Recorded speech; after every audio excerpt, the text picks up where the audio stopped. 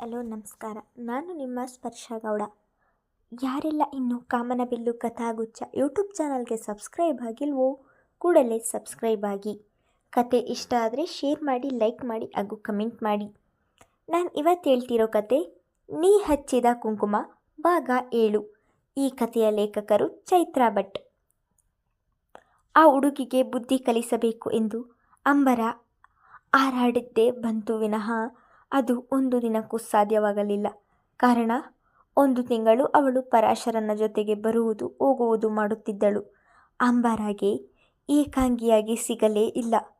ಮಳೆ ಇದ್ದ ದಿನ ಅವಳನ್ನು ಕಾರಿನಲ್ಲಿ ಕರೆದುಕೊಂಡು ಬರುತ್ತಿದ್ದ. ಅದಂತೂ ಅವಳ ಹೊಟ್ಟೆ ಕಿಚ್ಚಿಗೆ ಮತ್ತಷ್ಟು ತುಪ್ಪ ಸುರಿದಂತಾಗಿತ್ತು. ಈ ಮೂತಿಗೆ ಕಾರು ಬೇರೆ ಕೇಡು ಎಂದು ಮೂತಿ ಮುರಿದವಳು ಒಂದು ಕ್ಷಣಕ್ಕೂ ಯೋಚಿಸಲಿಲ್ಲ. ತಾರಿಣಿ ಆತನ ತಂಗಿಯೋ ಅಥವಾ ಸಂಬಂಧಿಗಳೇ ಇರಬೇಕೆಂದು. ಅವಳ ದೃಷ್ಟಿಯಲ್ಲಿ ಅವರಿಬ್ಬರು ಒಟ್ಟಿಗೆ ಬರುವುದು ತಪ್ಪು. ತನ್ನವ ಮತ್ತೊಂದು ಹುಡುಗಿಯ ಜೊತೆಗೆ ಸಲಿಗೆ ತೋರಬಾರದು ಎಂದಷ್ಟೇ ಇತ್ತು. ತಿಂಗಳ ನಂತರ ಪದವಿ ಕಾಲೇಜಿಗೆ ಸೇರಿದ ಮೊದಲ ವರ್ಷದ ವಿದ್ಯಾರ್ಥಿನಿಯರಿಗೆ ಫ್ರೆಶರ್ಸ್ ಡೇ ಎಂದು ಫೈನಲ್ ಇಯರ್ಸ್ ಅವರೇ ಪ್ಲ್ಯಾನ್ ಮಾಡಿ ಆಡಿಟೋರಿಯಂ ಡೆಕೋರೇಷನ್ ಮಾಡಿದ್ದರು. ಎಲ್ಲ ಕಡೆ ಕೆಂಪು, ಹಳದಿ ಹಾಗೂ ಬಿಳಿಯ ಬಲೂನ್ಗಳು ಹಾಗೂ ಗುಲಾಬಿಗಳಿಂದ ಸಿಂಗರಿಸಲಾಗಿತ್ತು. ಇದರ ಕಾರ್ಯಕ್ರಮದ ಜವಾಬ್ದಾರಿ ಹೊತ್ತವಳು ಅಂಬರ. ಅವಳಿಗೆ ಇಂತಹ ಕೆಲಸಗಳೆಂದರೆ ಬಹಳ ಇಷ್ಟ. ದೇವರ ಮನೆಯನ್ನು ಸಿಂಗರಿಸುವುದು, ರಂಗೋಲಿ ಹಾಕುವುದು, ಹೂ ಕಟ್ಟುವುದು, ಮೆಹಂದಿ, ಹೇರ್ ಸ್ಟೈಲ್ ಮಾಡುವುದು ಇಂತಹ ಕೆಲಸಗಳು ಅವಳ ಕೈಗೆ ಸಿಕ್ಕಿಬಿಟ್ಟಿದ್ದರೆ ಅದಕ್ಕೆ ಹೊಸದೊಂದು ಮೆರುಗು ಸಿಗುವುದರಲ್ಲಿ ಸಂಶಯವೇ ಇಲ್ಲ. ಹೆಚ್ಚಾಗಿ ತನ್ನವನ ಬಾಯಲ್ಲಿ ಒಂದಷ್ಟು ದಿನ ತನ್ನ ಹೆಸರು ಮಾತ್ರ ಓಡಾಡಬೇಕು ಎಂಬ ಇಂಗಿತವೇ ಹೆಚ್ಚಿದ್ದದ್ದು. ಅಲಂಕಾರಗೊಂಡ ಆಡಿಟೋರಿಯಂ ನೋಡಲು ಬಂದ ಪರಾಶರ ಅವಳ ಕೆಲಸಕ್ಕೊಂದು ಮೆಚ್ಚುಗೆ ಸೂಸದೇ ಇರಲಿಲ್ಲ. ನನ್ನ ನಂಬಿಕೆ ಉಳಿಸಿಕೊಳ್ಳುವೆ ಎಂದು ಕೊಟ್ಟ ಕೆಲಸವನ್ನು ಅದೆಷ್ಟು ಸುಂದರವಾಗಿ ತಾಳ್ಮೆಯಿಂದ ನಿಭಾಯಿಸಿದ್ದೀಯೇ, ಗುಡ್ ಅಂಬರ ಎಂದು ಅವಳ ಕಡೆ ಮೆಚ್ಚುಗೆಯ ನೋಟ ಹರಿಸಿದರೆ ಆ ನೋಟ ಅವಳ ಹೃದಯದಲ್ಲಿ ಕಚಗುಳಿ ಇಟ್ಟಂತಾಗಿತ್ತು.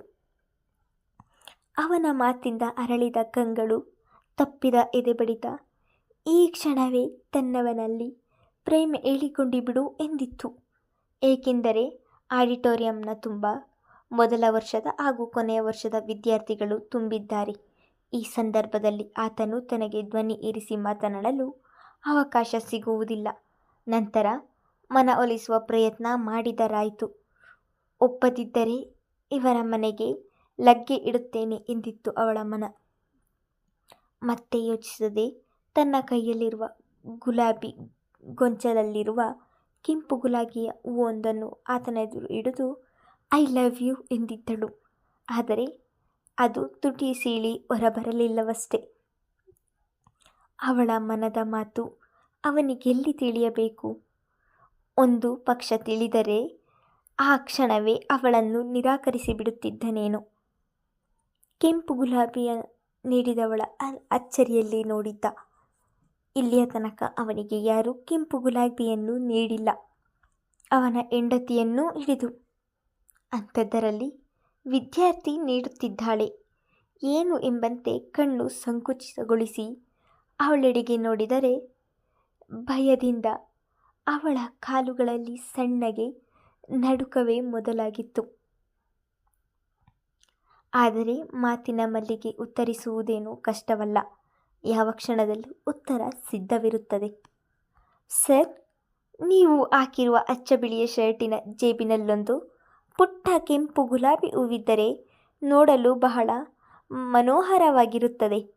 ಹಾಗಾಗಿ ಕೊಟ್ಟೆ, ಮತ್ತೇನೂ ಇಲ್ಲ ಎಂದು ಬಾಯಿ ತುಂಬ ಹುಸಿಯನ್ನು ಸುಲಿದಳು ಹುಡುಗಿ. ಥ್ಯಾಂಕ್ಸ್. ಚಂದದ ಮುಗುಳು ನಗು ಚೆಲ್ಲಿ ಹೂ ತೆಗೆದುಕೊಳ್ಳುವಾಗ ಅವನ ಬೆರಳುಗಳು ಅವಳ ಬೆರಳುಗಳನ್ನು ಸೋಕದೇ ಇರಲಿಲ್ಲ. ತಟ್ಟನೆ ಕೈ ಹಿಂದಕ್ಕೆ ಎಳೆದುಕೊಂಡಿದ್ದಳು. ಅವನೇನು ಅದರ ಬಗ್ಗೆ ಗಮನ ಹರಿಸಲಿಲ್ಲ. ಏಕೆಂದರೆ ಅವನ ದೃಷ್ಟಿಯಲ್ಲಿ ಕಾಲೇಜಿನಲ್ಲಿ ಓದುವ ವಿದ್ಯಾರ್ಥಿಗಳೆಲ್ಲರೂ ಒಂದೇ. ಅವಳನ್ನು ಹೊರತುಪಡಿಸಿ ಮತ್ಯಾರು ಕೆಂಪು ಗುಲಾಬಿಯನ್ನು ನೀಡಿದರೂ ಸಹ ಅತಿ ನಸುನಗುವನ್ನು ಚೆಲ್ಲಿ ವಿದ್ಯಾರ್ಥಿ ಎಂಬ ಪ್ರೀತಿಯಿಂದ ತೆಗೆದುಕೊಳ್ಳುತ್ತಿದ್ದ. ಆದರೆ ಆ ಕ್ಷಣದಿಂದ ಅವಳಲ್ಲಿ ಏಳಲಾಗದ ಭಾವನೆಗಳು ಒಯ್ದಾಟ ಶುರುವಾಗಿತ್ತು. ಅವನ ಸನಿಹ, ಸ್ಪರ್ಶ, ಮಾತು, ಯಾವಾಗಲೂ ಇವನು ನನ್ನ ಜೊತೆಯಲ್ಲಿಯೇ ಇರುವಂತೆ ಮಾಡು ಭಗವಂತ ಎಂದು ಬೇಡಿಕೊಂಡರು. ದೇಹದಿ ನವಿರಾದ ಮಿಂಚು ಸಂಚಾರವಾಗಿದ್ದು ಅಷ್ಟೇ ಸತ್ಯ. ಅವಳು ಕೊಟ್ಟ ಗುಲಾಬಿಯನ್ನು ಮುತುವರ್ಜಿಯಿಂದ ಕಿಸಿಗೆ ಸಿಕ್ಕಿಸಿಕೊಂಡು ಅವಳ ಕಡೆಗೆ ಚಂದದ ಮುಗುಳು ನಗು ಬೀರಿದರೆ ಕೇಳಬೇಕೇ? ಹುಡುಗಿ ಕಳೆದೇ ಹೋದಳು ಅವನ ಕಣ್ಣಲ್ಲಿ. ತುಂಬ ಚೆನ್ನಾಗಿ ಕಾಣಿಸ್ತೀರಾ ಎಂದಳು ಮುದ್ದಾಗಿ. ಥ್ಯಾಂಕ್ ಯು ಅಂಬರ, ನೀನು ಅಷ್ಟೇ ತುಂಬ ಚೆನ್ನಾಗಿ ಕಾಣಿಸ್ತೀಯಾ ಎಂದವನ ಮನದಲ್ಲಿ. ಅವಳ ಕಡೆಗೆ ಮೀರಿದ ಭಾವನೆಯೇನೂ ಇಲ್ಲ.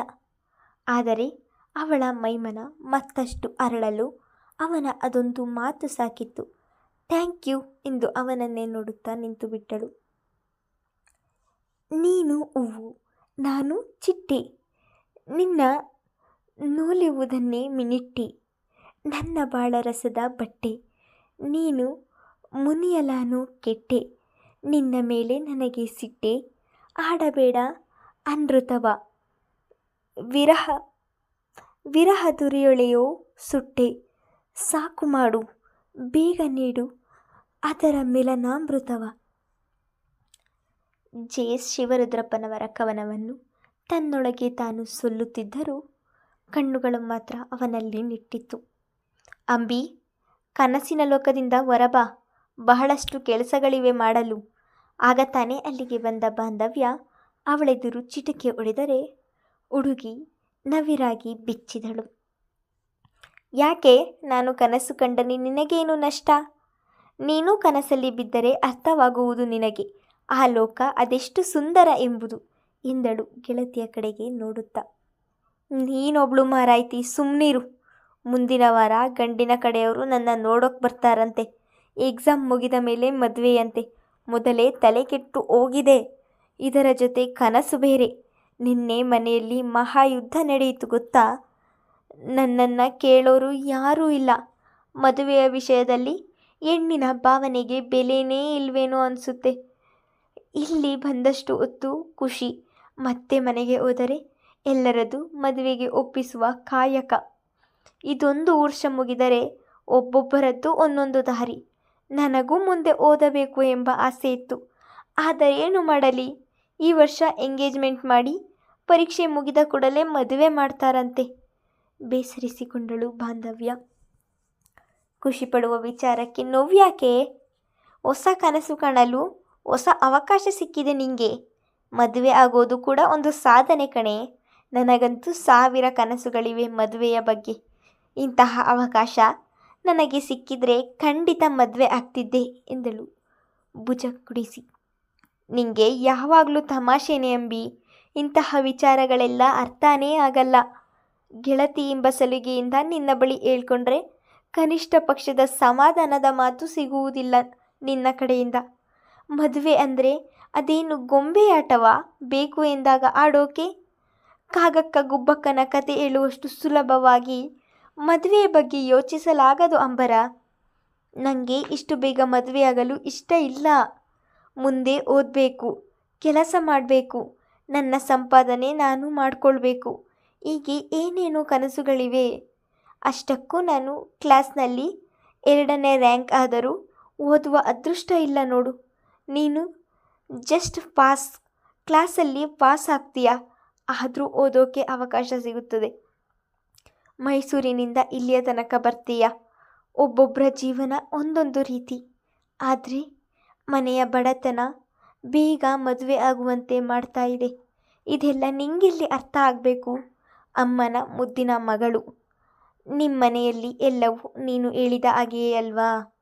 ಆದರೆ ನನ್ನ ಬೆಂದೆ ಹಿಂದೆ ಮತ್ತಿಬ್ಬರು ಇದ್ದಾರೆ ಬಿಡು.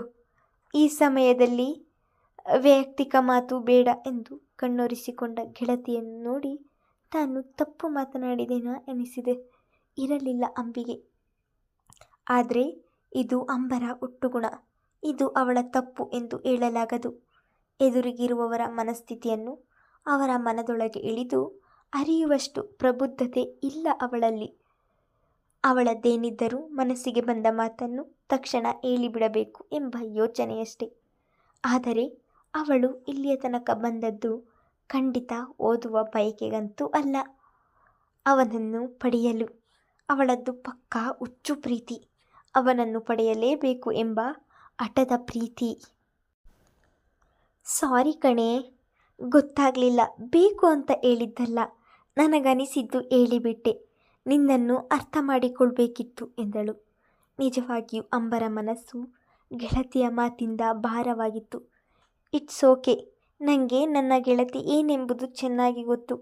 ಆದರೂ ಒಂದು ಮಾತು ಕಣೆ, ಮುಂದೊಂದು ದಿನ ನಿನ್ನ ಮದುವೆಯ ಮಾತುಕತೆ ಮನೆಯಲ್ಲಿ ನಡೆಯುತ್ತಲ್ಲ, ಆ ಕ್ಷಣ ನಿನಗೂ ನನ್ನ ಹಾಗೆ ಅನಿಸುತ್ತೆ, ನೋಡ್ತಾ ಇರು ಎಂದಳು. ನಾನು ಇಷ್ಟಪಟ್ಟ ಹುಡುಗನ್ನೇ ಮದುವೆಯಾಗೋದು, ನೋಡ್ತಾ ಇರು. ಎಲ್ಲ ಸಮಯ ಒಂದೇ ಥರ ಇರಲ್ಲ. ಪ್ರೀತಿಸಿದವರೆಲ್ಲ ಒಂದಾಗಲ್ಲ. ಪ್ರೀತಿಸಿದವ ಸಿಗದೇ ಇದ್ದರೆ ನಾನು ಸತ್ತು ಹೋಗ್ತೀನಿ. ಬಾಂಧವ್ಯ ಮಾತು ಮುಗಿಯುವುದರ ಒಳಗೆ ಹೇಳಿಯಾಗಿತ್ತು. ಅಯ್ಯೋ ಅಂಬಿ, ಬಿಡ್ತು ಅನ್ನೇ, ಹೀಗೆಲ್ಲ ಹೇಳ್ಬಾರ್ದು. ಬಿಡ್ತು ಬಿಡ್ತು ಬಿಡ್ತು ಸರಿನಾ ಎಂದು ಕಣ್ಣು ಹೊಡೆದಳು ಅಂಬಿ. ಆದರೂ ನಿಂಗೆ ಯಾವ ವಿಷಯದಲ್ಲಿಯೂ ಸೀರಿಯಸ್ನೆಸ್ ಇಲ್ಲ ನೋಡು. ಇಲ್ಲೇ ಚಿಕ್ಕ ಮಕ್ಕಳ ಹಾಗೆ ನೀನು ಎಂದು ಗೆಳತಿಯ ತುಂಬು ಕೆನ್ನೆ ಹಿಡಿದು ಇನ್ನೇನು ಇಬ್ಬರು ಅಲ್ಲಿಂದ ಹೊರಡಬೇಕು ಎಂದುಕೊಳ್ಳುವಾಗ ಈದುಸಿರು ಬಿಡುತ್ತಿರುವ ತಾರಿಣಿ ಅಲ್ಲಿಗೆ ಬಂದಿದ್ದಳು. ಬೆಳಗ್ಗೆ ಮನೆಯಿಂದ ಹೊರಡುವಾಗ ಸರಿ ಇದ್ದವಳಿಗೆ ಇಂದಿನ ದಿನ ಮಳೆಯಲ್ಲಿ ನೆಂದುಕೊಂಡು ಹೋದ ಪರಿಣಾಮ 11 ಗಂಟೆಯ ಸುಮಾರಿಗೆ ಮೈ ಬಿಸಿ ಏರಲು ಶುರುವಾಗಿತ್ತು.